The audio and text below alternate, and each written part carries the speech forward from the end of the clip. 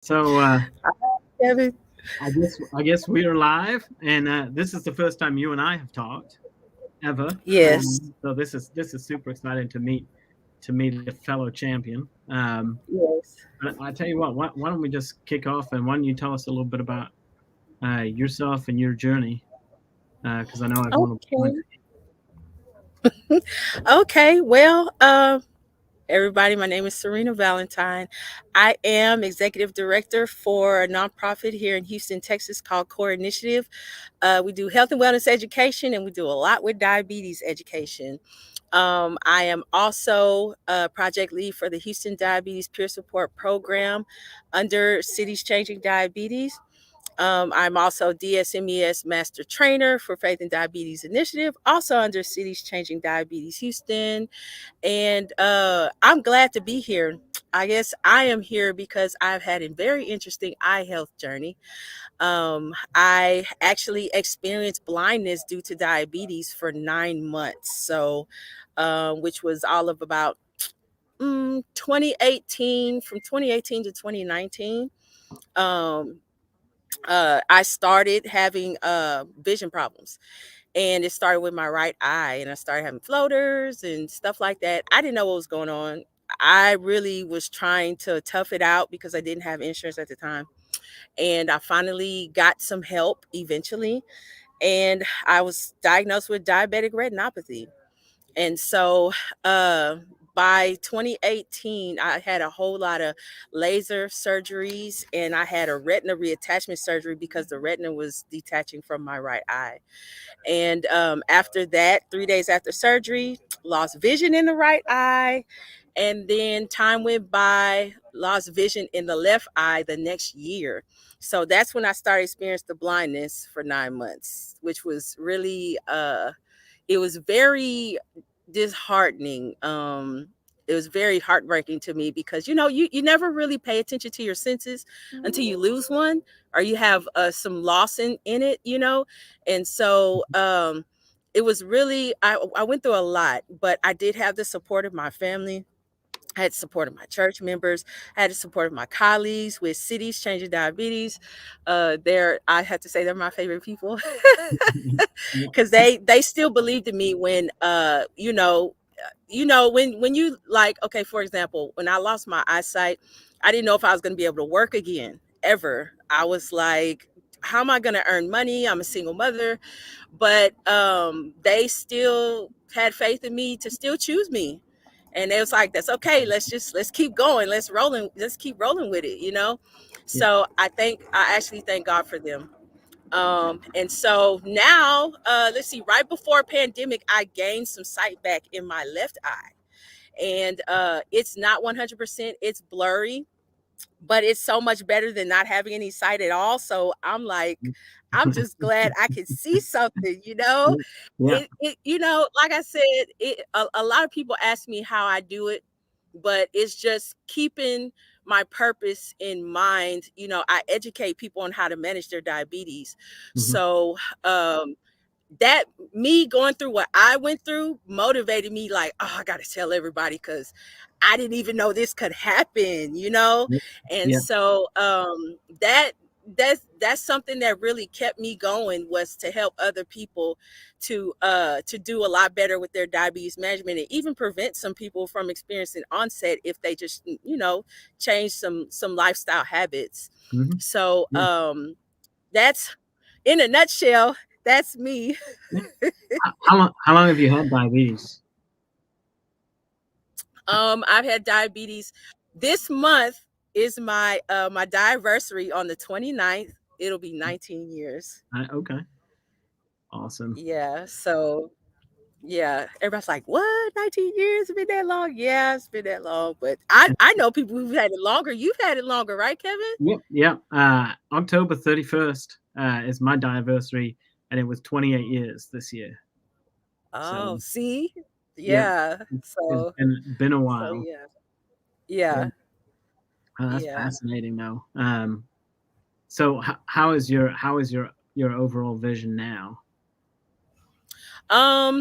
It's okay. It's touch and go sometimes. Sometimes I do have episodes where my left eye gets a little more blurry than normal, Yeah. and I can't really see much and I can't really read much. And those episodes may last days to maybe a couple weeks, and then it'll clear up a little bit. Yeah. And I apologize for the background noise, y'all. I'm outside of a conference. but yeah, I do have episodes, so sometimes it gets difficult, but I hang on. I Yeah. hang in there. Yeah. Yeah. That's fascinating. Yeah. Yeah. Wow. Well, I guess I'll tell folks a little bit about my Yeah, I journey. want to hear about. Yeah, I was about to say I want to hear about Yeah. yours now. Yeah. So, yeah, I was diagnosed when I was 12 and a half. My A1C was 44 when I was diagnosed. So that's, yeah, the doctor was kind of a little surprised I Wow. was still walking. Um, but really, Yeah. I didn't, um, I mean, I just did the bare minimum for having diabetes. I took insulin because I knew it kept me alive, but I didn't manage it. You know what I mean? I just kind of, I think Mm-hmm. I wanted to be normal, right? I didn't want to Mm-hmm. be looked at as the weird kid or the weird guy that's, always got to eat something weird or different or can't eat the same stuff that I wanted to kind of be normal in that sense. So I didn't take my diabetes seriously. Um, Mm-hmm. and then about 2 years ago, so March of 2020, I was reading a book and I sneezed and I had Mm-hmm. got a pretty large floater come across my eye, or what I thought was a floater. And Mm-hmm. I was like, it's kind of weird. And so my wife is a nurse, an RN, and so I was talking to her about it, and she's like asking me these different questions about if it moves or what have you. I'm like, well, it moves, but only if I'm moving my eyeball. It doesn't like properly float. And she's like, well, we need to Mm-hmm. go. You need to go see your eye doctor. And so I went to see my regular eye doctor, and they checked it out, did a whole bunch of different things, and he's like, I think you may have a detached retina. He goes, so I'm going to send you to a specialist. I was like, okay, that's fine. Let's do this. So within from the time I saw him, within a week, I was in with the specialist, and they ran all the tests and everything, and he came back and he was like, all right, well, good news is you don't have a detached retina. He said, however, you do have diabetic retinopathy. Um, he said, and here's the deal. He said, we can treat it. He said, the choice is yours. He said, but if you don't treat it, you'll be blind in 6 months. Mm-hmm. And I was like, okay, well, how are we treating this? He's like, well, get shots in the eyes, um, Yeah. and we'll do laser treatment. So for 6 months, I went every other week, alternating between shots in both eyes to laser in one eye, to shots in both eyes, laser in the other eye, and kind of went around that pattern. Um, and he basically told me, here's the deal. He said, we can do this treatment, but the effectiveness of it will be measured by how you control your A1C. He said, you have Mm-hmm. to keep your A1C below 7. He said, Mm-hmm. otherwise, we're just wasting time, wasting money, wasting medication, because if you're not going to control your A1C, then this is never going to improve. That was a huge wake up call for me. I'm married, I've got 4 kids. Um, Mm-hmm. you know, uh, I don't want to lose my eyesight. I want to be able to see them as they grow up, and obviously Yeah. my work for Walmart, I do a lot. Sat in front of a computer most of the day. Um, Mm-hmm. I need to be able to see what I'm doing. So that Right. was a huge, huge wake up call for me. Um, Right. and so Right. I did that treatment, and then I did. So I did the 6 months of both treatments, and then I went back and did another. Uh, I guess it was about another 3 months of the laser treatment again. And Mm-hmm. at this point, I'm good. Um, I go in about every 3 months and they take a bunch of pictures, just to Mhm. make sure nothing's changed. Um, Mhm. my eyesight is 20/20. So they're happy with that. Mhm. And my eye doctor, every time he's like, if anything changes, the moment it changes, call me because we gotta get you in and we gotta get this fixed. So, or we gotta take a look at it and see what we need to do. He said, but as long as you're doing what you need to do on your end by keeping your A1C under 7 and pay attention to what's going on, then you're fine. And I knew that retinopathy was something that could come, um, but I always thought I'm too young for this. you know, I mean, I was what was I Yeah. 30, 39, uh, 38, 39 when I'm getting treated for. I'm like, I'm too young for these complications. But Yeah. it came out of not controlling my diabetes. So, I kind of only Mhm. have myself to blame in that sense. But um, yeah, I mean, it's scary. Those moments are scary Mhm. when those, particularly if I think if you're diagnosed at a young age, like child, teenager, that kind of thing, and they, because they tell you Mhm. all of these possible complications that could happen, and I think Right. mentally as a child, you kind of go, yeah, but that's for like old people, right? I mean, Yeah. it's not Yeah. it's not going to happen tomorrow. This is going to take some time, and I've got time, and all of that, Right. and that was like a crazy wake up call for me. And that, like you, I Mhm. was like, I gotta start talking about this. I've been diabetic for, well, Mhm. 28 years now, but 26 of the time, I'm like, I've never Mhm. talked about my diabetes. Never. I mean, Mhm. people who are around me know that I have diabetes, but Mhm. it's not something I talk about. And I think, there's a lot of stigma around talking about it. Um, Yeah. and I think one of the exciting things I think for people like you and myself is that we get to start these conversations and Right. hopefully start to eliminate some of these stigmas and break down barriers of conversation. That yes, diabetes is very much an individually handled disease, right? The way that you and I Mhm. manage it is probably completely different based on our lifestyles Mhm. and all the many things that make us up. Um, but just because it's that individualized doesn't mean we shouldn't be talking about it, and raising the awareness piece. So Right, right. I really agree with you on that because I know when I was diagnosed, I was 20.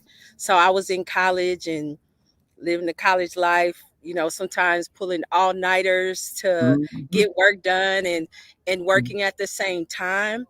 And so I really wasn't being good to my body, but I was 20, so it was like I'll be okay as long as I get this done. yeah, And yeah. then when I heard about I ended up in the ER, and that's how I found out I had diabetes.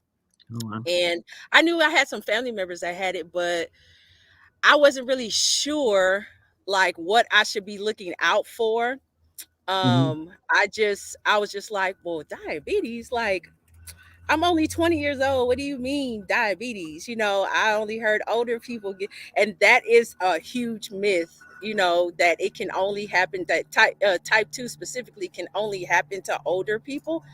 That's not true because I have some family members that got it when they were young, yeah, and that's why I always do emphasize, and I actually practice this with my own son, paying attention to portion sizes, what he's eating, and just trying to look out for him while he's with me. yeah, Because you can't control what they do when they're adults, but when they're with you, you can do what you can. And so, yeah, raising awareness about this eye thing. I Like you said, I heard about diabetic retinopathy, but I didn't, and I even heard about blindness, but you don't never think it's gonna happen to you. yeah, You never think, exactly. you're like, well, I'm okay. I feel okay. So Mhm, I'm yeah, okay. But like I always tell people, even when I'm teaching my classes, like all of our bodies are different. So diabetes could affect each person a different way.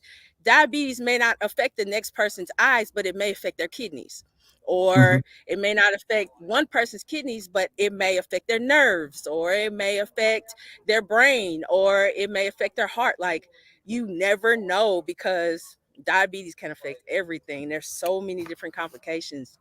And Yeah. so, I, like you said, I'm so glad that we get to raise awareness and actually talk about this. And it's actually coming from people who actually have diabetes, Yeah. to uh to share, Yeah. with everyone. Hmm. Yeah. Some people have commented, I think Juanita's saying 37 years diabetes. That's Wow. amazing. Uh, Wow. that's fantastic. But Yes, it um, is. yeah, it's interesting. Over the last few years, as I've got, so 2 years ago, my A1C was like 9.2. Um, Hmm. you know, now I'm anywhere from a like 6.2 to a 5.7 in that range. Um, That's good. but but I think the challenge is it is so hard to It is. control blood sugar, and you know, and it's not like you can, doing it for a couple of days or doing it for a couple of weeks is enough. Mhm. It's 24/7, 365, and Yeah. I think for folks that are non-diabetic, they just don't understand the Hmm. stress and the fatigue and Hmm. you know, all of the things that just come with the constant, like, Right. pressure to keep A1C. And I think that, for me, it wasn't until I had that, got that close call with I could lose my eyesight to going, okay, I got to do whatever it takes. And Right. whatever it takes is hard. And I Yeah. think it's made harder because we don't talk about it. Right. So Right. there's, at least for me, now I'm beginning to find, community folks that, uh, you know, un- folks that understand what we're going through, because it's not just us, it impacts our families as well, right? Right. Like, Right. um, and it's so much, it's a lot, it gets tiring, um, Hmm. you know, to keep a decent A1C is Right. tiring. Do you use a CGM? Yes, I do. Thank Okay. God. Oh my Yeah, goodness. Like, I have been pricking my fingers for like 17 years. yeah, And then when someone told me you should ask your doctor about getting a CGM. So I yeah, was like, okay. So I asked my doctor about it. He was like, yeah, we can see about that. The minute I put it on, I was like, oh my goodness, this is gonna be my favorite thing ever. yeah, It's so much easier. yeah, My fingers probably thank me now. yep, without a doubt. Um, Yeah. yeah, yeah, I started using one again about a little over 2 years ago. I'd done Hmm. everything with just, I would say I'd done a bunch of things that I just wasn't consistent in doing it because they hurt. Um, Hmm. but that CGM it's so eye opening. Of course, we're always. Right. I saw someone post on LinkedIn the other day about the unicorn days, 100% in range, Uh-huh. you know, Yeah. and it's like, okay, that's my goal, as many as I can Yeah. manage. And Yeah. it always sucks when you get to like 92%, and then all of a sudden, something happens. But um, Yeah. again, but to get that, and even to get to 70% in range, which is target, it's Mhm. hard. You know, food is Yeah. food is so complicated. Um, so it's It yeah, is. I mean, it's so many things to work around. yeah, It's so many things to work around. I know the lowest my A1C has ever been, and I'm being transparent, is 6.0, and I have not been able to break that. I've been telling myself I'm going to try harder so I can get below 6. It'll toggle anywhere between 6 to 6.5. And I get so frustrated sometimes. Some people tell me, oh, you should be a little easier on yourself. But I'm like, No, because I've experienced complications and I don't want them to get worse, you Yeah, know? yeah, And I can just when someone might ask me, well, how difficult do you think diabetes is for you? All I can visualize is when someone asks me what I want to eat, it's like mathematical calculations all up here, all down here. Like, okay, if I eat that, I can't eat that, but then maybe I can eat a little bit of that and then a little bit of that. But then if I eat that, my sugar's gonna. It's yeah, like just making a decision about food hmm yeah, is crazy. yeah. It's crazy. I know what you mean because one of the things I learned once I got on the CGM, and I use a tandem pump, so I have the two paired. Um, but foods that I would never have thought had any impact at all on my blood sugar, and all of a sudden I'm looking at it and I'm like, I just ate like carrots for dinner. Why is my blood sugar going up from carrots? That makes no sense, right? Right. Because tradition, all the material we're given is like, starch and potatoes and breads and all of that. I'm like, well, Hmm. apparently this is what carrots do to me now. And so Right. now, well, as you start getting into how these individual foods start affecting you and, what it does to your blood sugar, and then having to, like you're saying, it's like we have to be math geniuses to be able to calculate. I mean, yeah, our pumps do the heavy lifting on the bolus calculations, and the carb Hmm. ratios, but at the same time, you're still going, okay, I'm gonna eat this. I know what it does to my blood sugar. What about bolus versus extended bolus, right? Hmm. Because I know this Hmm. afternoon I'm gonna be sitting down in a meeting all afternoon. I don't want my pump to be Yeah. going crazy in the middle of this meeting that I'm gonna Yeah. be in. Everyone starts Yeah. staring at me. So Yeah. yeah, it's a lot. It's a lot to handle, and so yeah, Hmm. Stephanie over here has commented. She's agreeing that it is so hard um, Yeah. managing diabetes. It's yeah, it's And that's why it's so important to have a support system. And I yes, know there's some people who may not have a support system because I do diabetes peer support meetings. And there's some people who don't really have family to support them and things like that. But because they're involved in the diabetes peer support, it kind of makes that creates their little support family for them. yeah, And like you said, it's so important to talk about mhm, what you're dealing with because if you don't talk about it, it's almost like your mind concludes that you're going through this by yourself and you exactly. kind of seclude yourself, you put yourself away from everyone else. And then down goes your mental health because of Hmm. that. Yeah, And that's so important when you're people don't realize how important the status of your mental health is while you're trying to manage your diabetes. It's very important because this your status of your mental health can make or break you with management yeah, because if you're not prepared in your mind to work on your diabetes and say, okay, this is constantly going to be an everyday thing, so I just have to be ready for things to go wrong, for things not to go the way I want them to go, but yeah, I'm just going to live to see another day. I'll try it again tomorrow. To have that mindset, that takes a lot of practice, and it doesn't matter how long you've been doing it. I've been doing mine, like I said, my journey's been for 19 years, but sometimes I still get to a point where I'm like, I'm so sick of this. Like, yeah, I'm tired. But if I continue to just say, okay, well, I'm just continue. I yeah. got another day.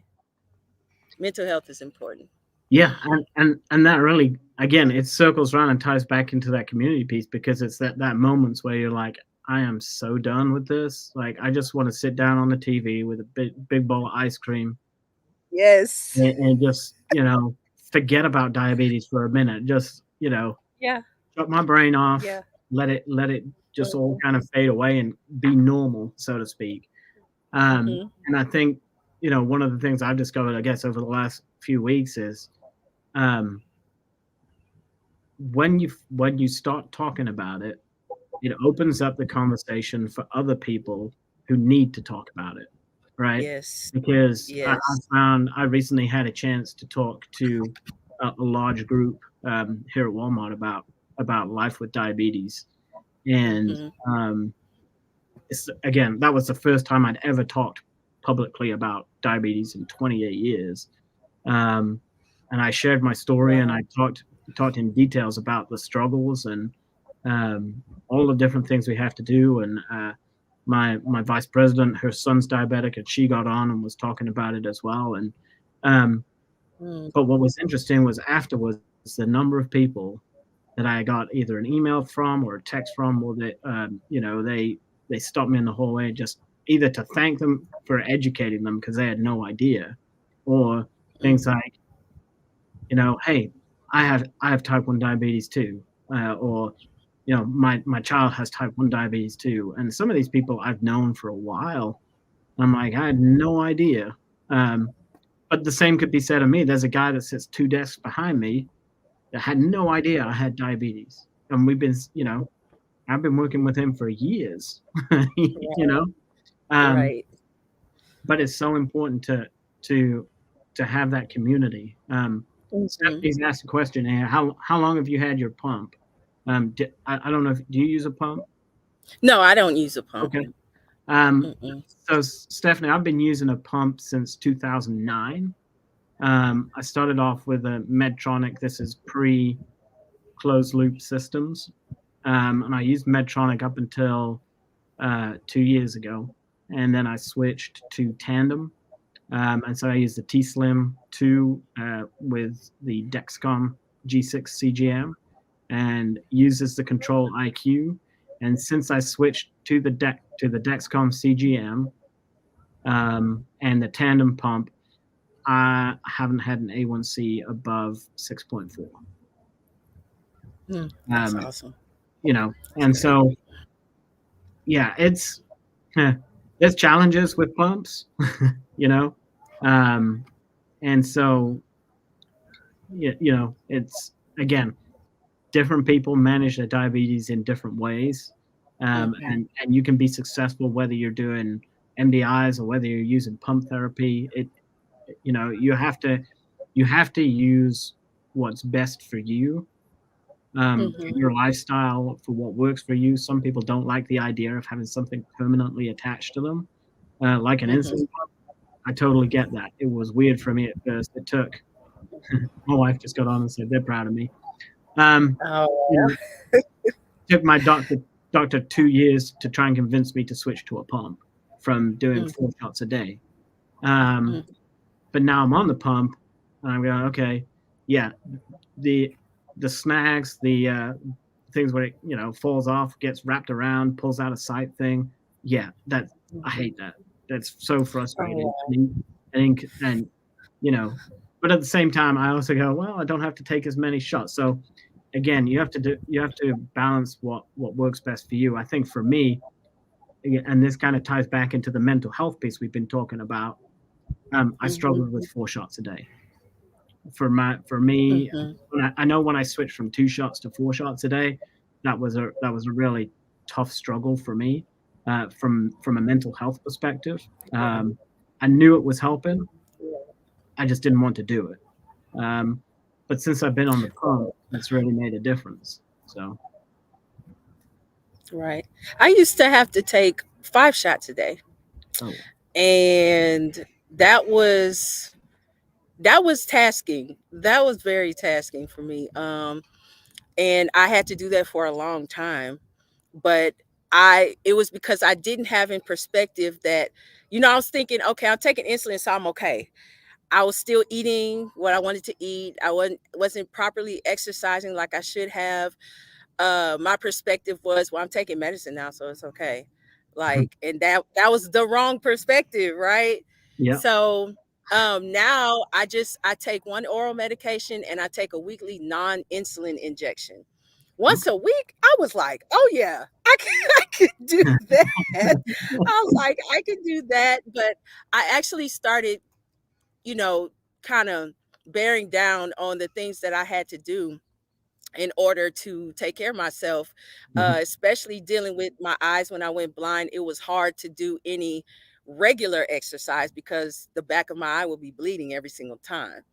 mm, And so I got my brother, who's a personal trainer. He looked up some exercises I could do that would not put too much pressure on my eyes. And I started off with that. And so now I can actually do the high intensity training workouts without Yeah. bleeding from the back of the eye. So it's when we say, y'all listen to me, when we say it's a journey, it is indeed a journey that you Yeah. work on every single day. There's not Yeah. a day you're not going to work on it, I Yeah. promise. So yeah.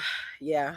I'm with you. I think the other thing I would say is, um, when it comes to managing diabetes and pushing out as far back as you can any potential for complications, invest in it, right? We all know Mhm. diabetes is expensive, right? And Right, that's a whole different right. conversation for a whole nother time. Yes. You know, we all know Yeah. that. But I think you've got to you've got to get the best that you can get, right? And obviously, there's that's all dependent on things like insurance, income, access, all of these different things, which are not necessarily fair all the time. Um, but I would challenge you, like, with managing diabetes, don't necessarily always go the easiest, the quickest, the cheapest route, right? Get the Right, best right. endocrinologist you can get. You can Yes. find. If you're not happy with the one that you have, change them, because literally Yes. your life depends on it. You know. Yes. Um, yeah. Absolutely. I'm sorry. I'm missing some comments over here. Stephanie's joined in, asking about a peer team in Louisiana. Um, And then she commented and went on to say that she had the Dexcom 6, and then she was labeled legally blind before having the Dexcom 6. So, but now she has that to help Wow. manage the blood glucose. So it's incredible stuff. Wow. Good job, Stephanie. Yeah, As for the peer group question, I'm in Texas. But if you'd like to I never turn anyone away because we have virtual meetings and stuff like that. So it isn't like we can't service you, Stephanie. So um if you you know what, if you're on Facebook, look me up and send me a private message, and then I can give you all the information that I can provide to you for that. Serena Valentine. yeah. I think that's the thing as well, is if you're kind of out there and kind of feeling like you're doing this journey alone, but you want people to connect to, find us through social media. I'm not really on social media. I'm on LinkedIn. That's basically Mhm. it. So folks are happy. I'm more than happy for folks to connect with me through LinkedIn.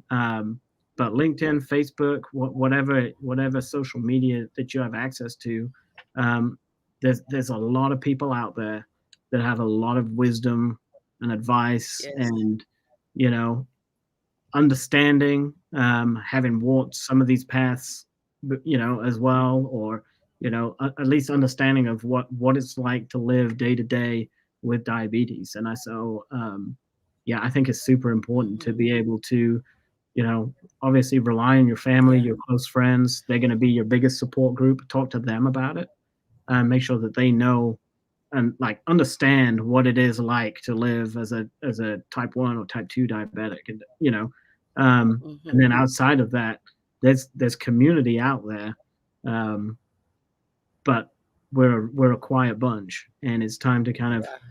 break down those barriers Yeah. and start talking and make some noise and let our voices be Yeah. heard, and you know um, come together really and support Mhm. each other in our journeys. Yes, absolutely. Sound the alarm. That's what I Yes. say. Yeah, absolutely. Yeah. Very true. Yeah, no problem. No problem, Stephanie. You're welcome. Oh, I think we may be running over, but Oh, it's okay. been. I don't know. It's been a fascinating hearing your journey. You've gone through so much. So it's been, yeah. Uh, Thank you for Yeah. sharing. Well, thank you for sharing as well. It's always a pleasure to hear other stories too because it encourages me. Hmm. Yeah, Yeah. Mhm. it's always good. Checking to see if we got any more comments come through. No, not right now. But Okay. do you have Maybe later. any other advice that you would offer um, for folks with who are on this path with diabetes, whether they're kind of trying to muscle through it by themselves, or even if they've got a really good support group? What are some things that you would, I guess, pass down as diabetes wisdom? Hmm. There's so much. It's like almost like we need to do 5 or 6 other shows. But I would say keep this may sound kind of remedial, but keep hope alive. Like, you know, it's diabetes is hard. It's hard. It's a daily thing. Every day you have to wake up, something different may happen every day, but there's still hope for change, and keep trying. If you set a goal concerning your lifestyle and you don't reach that goal, try it again. Keep trying. If you're still alive, keep trying. Just try over and over again until you get it. And it's frustrating. Sometimes you may get it and then you may fall back and then have to reach back for that goal again. It's okay. Hmm. Just keep trying and keep hope. Keep the hope. Yeah, uh, that's Yeah. that's exactly right. Yeah, Mhm. um, it's very easy to get discouraged. Mhm. I mean, even when you appear like you've got it all together because your A1C is awesome, and you know from a surface standpoint, everything is, Mhm. all your levels are good, everything's in good shape, but it yeah, I think it can change in an instant, right? Mhm. Um, Very and and quick. and things can knock you off track, Mhm. and sometimes it can be hard to bounce back from. Um, Yeah. and I think again, what you my wife's saying this as well. Make your health and your mental health a priority. Yes. That, that's what you kind of got to, and I think that ties in with a lot of the work that you're doing. Um, Mhm. so Yeah. which is fantastic. I mean, Right. Right. Yeah. I'm with the wife. She's y- good. yeah, I'm a lucky guy. Yes. Yes, that's awesome. Yeah. All right. Let me see. Anything else come in? While we're talking away, does anyone have any questions you want to ask us? Um, Yes. while we're sitting here, we'll keep chit chatting all the way. But if you have any questions, Right. uh, you know, drop them in the comment section. We will answer your questions. Yes. Um, Absolutely. what's uh Yeah. what's one thing what's one thing you know now that you wish when you were first diagnosed you'd been told? Hmm. I wish I wish that there's a whole bunch of things coming across my mind right now. I'm trying to pick which one. List them all. List them Um, all. I wish that I knew about the complications at the beginning so that I could be made aware at the beginning that even if my body feels good, that doesn't mean that diabetes is not trying to work on me. I also wish that I knew that uh I wish I knew that the journey was hard. I wish I knew that. And everyone's different. How people take information is different. But if I would have been told ahead of time, it's almost like I could brace myself and be like, okay, hmm, let me brace myself for this next thing. Although you don't never anticipate how things happen, Yeah. but you just you deal with it. And sometimes when life happens that really has nothing to do with your body, that can still affect your diabetes as well. Traumatic experiences, things happening in life, losing a loved one, how you grieve, all of those things can affect your management. And I wish I had someone to just kind of guide me along through the different experiences that I've had with life, Yeah. so that I could, because I went through a lot of ups and downs with diabetes because of life experiences as well. So yeah, that's what I those are the most important ones I could say right now. What Yeah. about you? Well, before I get to me, I had a couple comments come in. Juanita said dental effects. Yep, diabetes Yeah. will mess with your teeth. Yes, it will. And if you have a good dentist, they will not let you get cosmetic dentistry unless you make sure your blood sugar is intact. If you have a good dentist, I have a good dentist. Like right now, I have Invisalign, and I wanted to get my teeth straightened, and he was like, your A1C isn't where I want it to be. So when you get your A1C right, then we'll do it." Because he was saying that it's gonna be null and void if your teeth fall out while you're doing your straightening, Yep. process. So he was like, "Oh no, Miss Valentine, you're not. We're not gonna do this. It's not gonna be easy for you." Yep. But I'm glad he did that because it helped me. It motivated me to keep my blood sugar intact so I could get my teeth straightened. Yep. Yeah. Let me see. Carrie, that's my wife. She said, talk about how diabetes affects the different organs in the body. Yep. That's a huge Yes. one. From head to Yeah, toe. yeah, yeah, not just the eyes. The eyes are super important. Um, Yes. but there's a lot of other pieces. I think for me, tying into that piece, you know, Mm-hmm. the I wish that that it had been a conversation about Yeah. what could happen, not a if you don't manage it, here's what's gonna happen. Right. Throw out the worst case scenarios Right. and then not talk about it again. Right. And as a kid, you're like, if you're like me, you're like going, well, that just happens to old people, so Right. I don't have to worry about it. But I think it's good to have particularly met your endocrinologist around you that can just talk and be like, hey, okay, you know, I'm checking all of these things because I'm checking your kidney Yeah. function because of this. I'm checking Mm-hmm. your liver function because of this. We check your eyes once a year and do the retinal screen because of this. We Mm-hmm. this is why I'm checking your cholesterol level and why we're checking your blood pressure medicine and why you need to take you know Mm-hmm. why you got to take those medications and having a doctor that's not just you know doing it because that's what needs to be done, but the explanation and done in a way that you can take and understand and that makes sense, not as a if you don't take this then this will happen, but here's why we Mm-hmm. need you to do this because it's going to help you manage. This is helping us to manage and push off some of these longer term potential complications through managing your Mm-hmm. diabetes, but tie it back into the diabetes management. Mm-hmm. And then understand as well that some of these conversations that you may have with your doctor will be really heavy and there'll be a lot to process, particularly Yeah. when things aren't going well.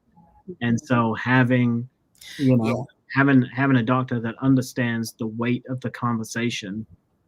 um, I'll just give you an example. So when I switched my endocrinologist, which was 3 months before I was diagnosed with diabetic retinopathy, I wasn't using a CGM. And my first appointment with him, like I say, my A1C I think was 9.2. And he came in and he was like, "Hey, have you ever used a CGM?" I was like, "Well, I had one that was tied to my pump, but um, you know, I said it was too expensive, so I stopped using it.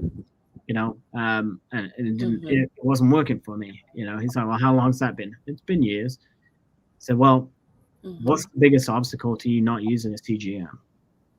It's like, honestly, Mm-hmm. cost. They're expensive. Mm-hmm. I don't do it because of cost. And he Yeah. sat down. He's like, "Here are the best CGMs right now. Here is a rough estimate of what cost is. He's like, I can't tell you exactly what it's going to be based on your insurance, your pharmacy, and all that kind of thing. But here's what your options are.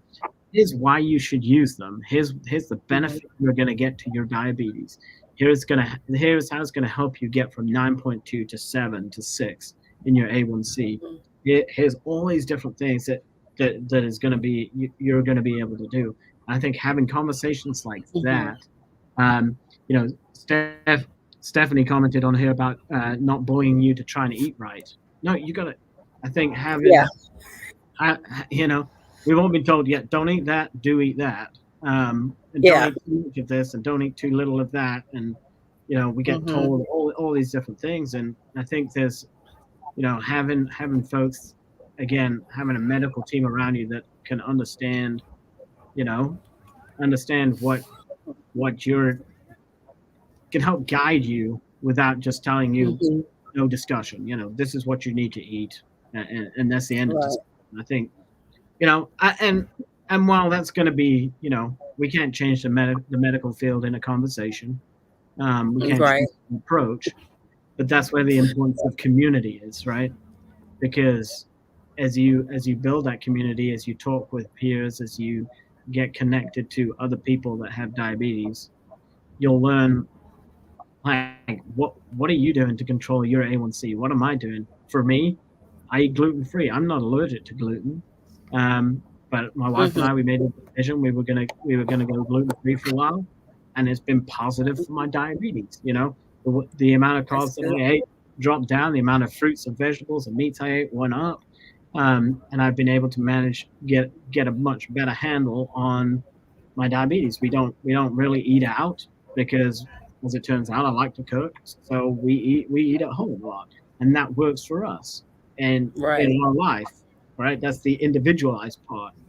But I get that there are other folks out Mhm. there that's not they can't do that. They're not able to do that. They've got to eat out because of their jobs or because of whatever Mhm. responsibilities they've got to do. I don't think taking an approach where individuals are punished because they can't do it by the book, right? We've Mhm. got to be a little Right. flexible in this because we're all unique Yeah. individuals. Right. Absolutely. There's more than one way to work it out. Yeah. So Yeah. funnily enough, my mom is on from the UK, and Oh, cool. she put she said that she wishes they had support and known other people with diabetes when I was diagnosed. There wasn't any real support Mm. or people to talk about dealing with a young child. I was 12, so almost a teenager. Yeah. Um, but it's important to have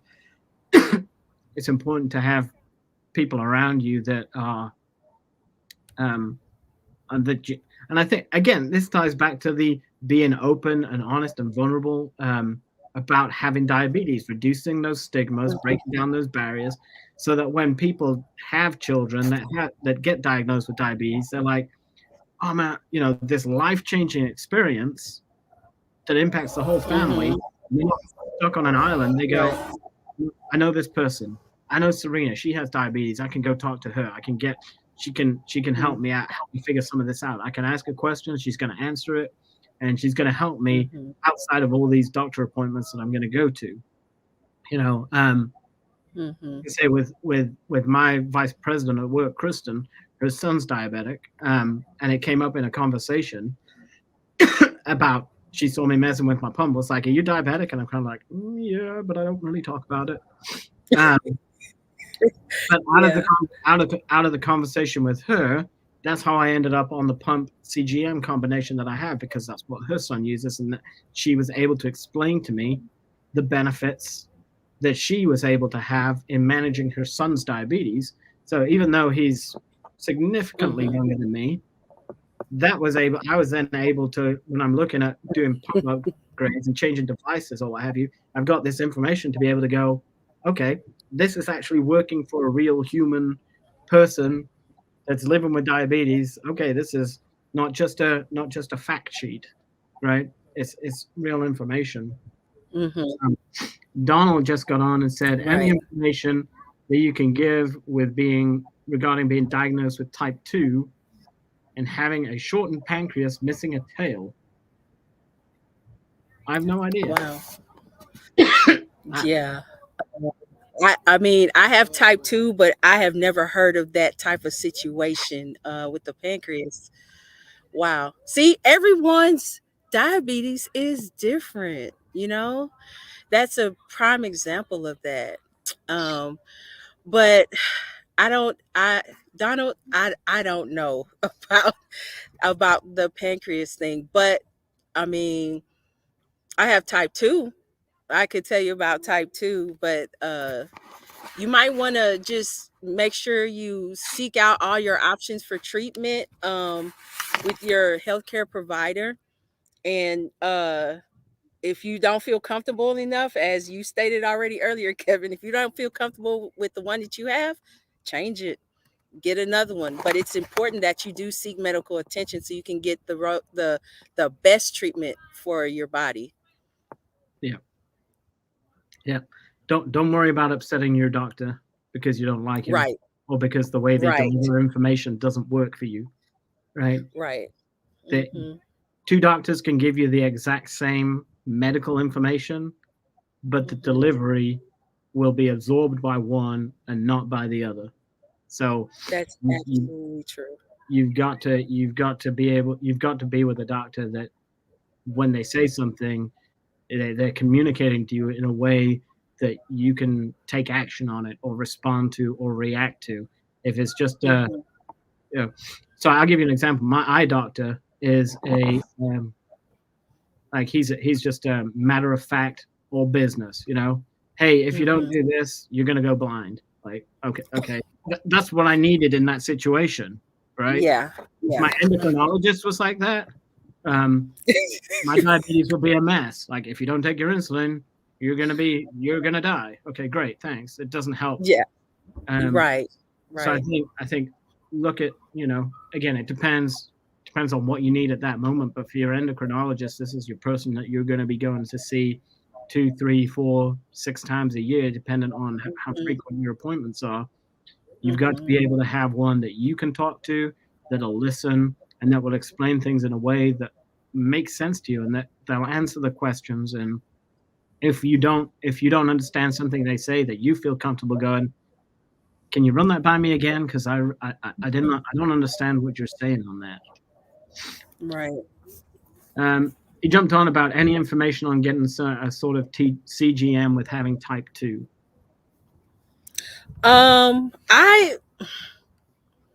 I begged my endocrinologist. I told them I'm gonna do good if you go ahead and put that on my prescription.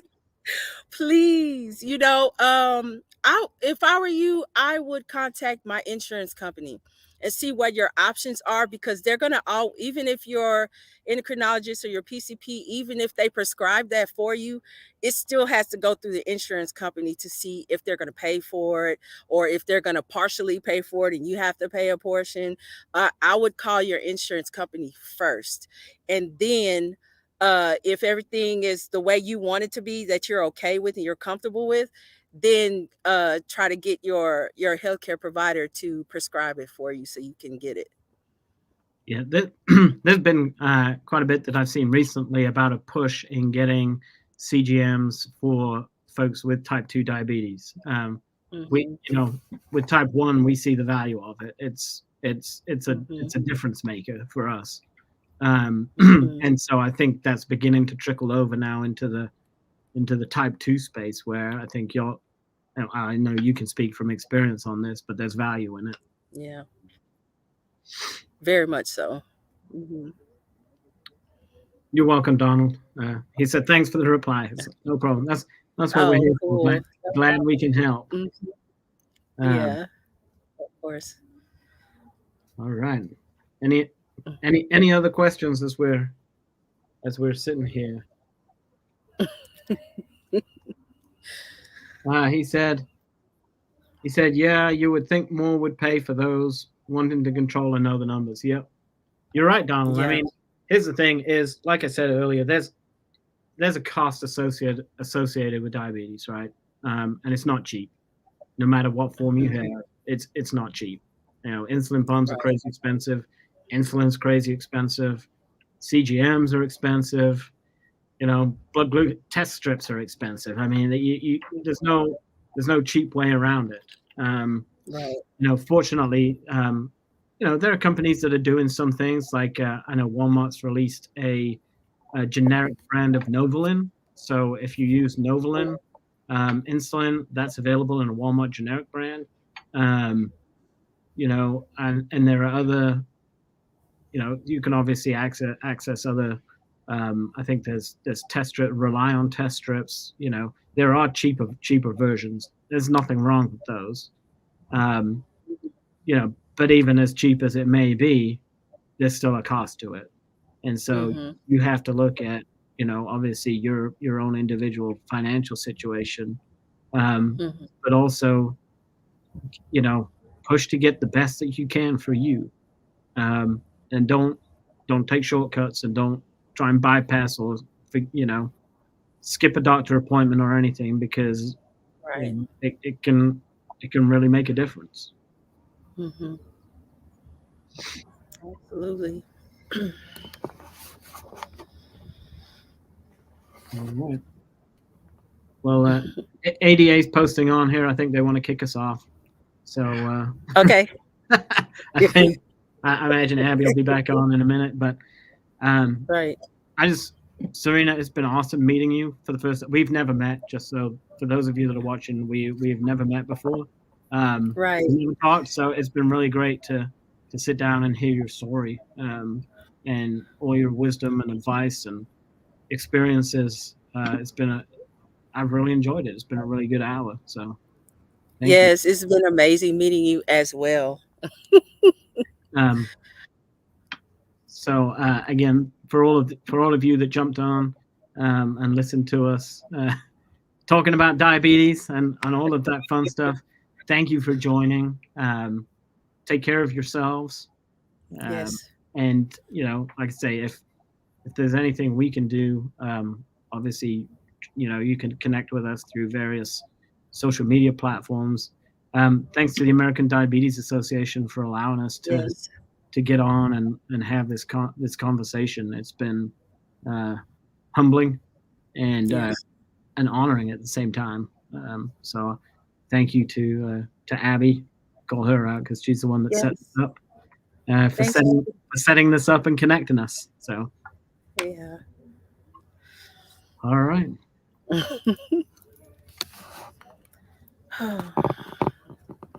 I